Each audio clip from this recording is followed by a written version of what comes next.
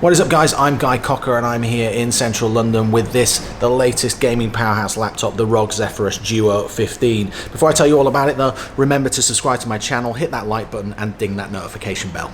The ROG Zephyrus Duo 15 is a gaming powerhouse and, as the name suggests, has dual screen capability. That second screen is touch enabled, but the big news, at least as far as I'm concerned as a gamer, is the fact that ROG is working with games developers as we speak to enable features to be placed on the second screen while you're gaming on the main screen. ROG didn't have any specific announcements in terms of game partnerships at this stage, but in theory you'll be able to adjust your loadout in a first-person shooter using the second screen, or adopt your tactics on the fly if you're playing an RTS game, for example. In the meantime, streamers in particular will be able to use that second screen to create an all-in-one broadcast studio. The second screen can run 3 apps simultaneously, meaning that in theory you could have OBS, Twitch, chat and Discord running all at once without interrupting your gaming. The ROG Zephyrus Duo 15 is going to have 2 main display options. One will be a 300Hz 3 millisecond display and the other will be a 4K one, probably more suited to creative tasks. Whichever option you go for, both will be Pantone verified. This laptop is going to be an absolute gaming powerhouse with the latest 10th generation Intel Core i9 processor and the option of a GTX 2070 Super or a 2080 Super, depending on how much you want to spend. With all these high-end internal components, you might be asking how the ROG Zephyrus Duo 15 is going to keep itself cool.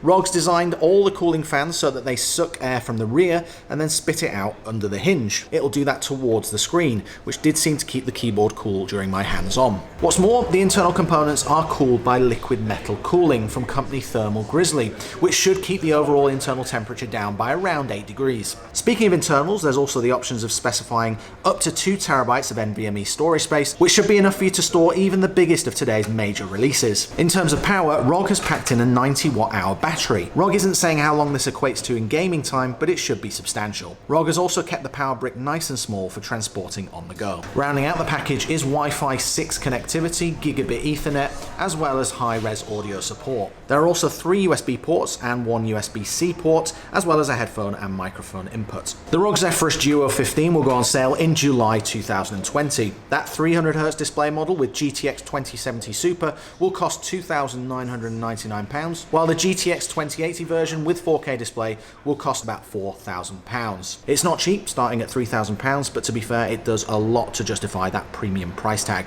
That's it from me and the ROG Zephyrus Duo 15. If you like this video, remember to hit that like button, subscribe to my channel, and ding that notification bell for more videos as I make them. Big shout out to the guys from ROG for inviting me to their event, the excellent loading bar here in Dalston for letting me film, and most of all to you guys for watching. I'll see you again next time.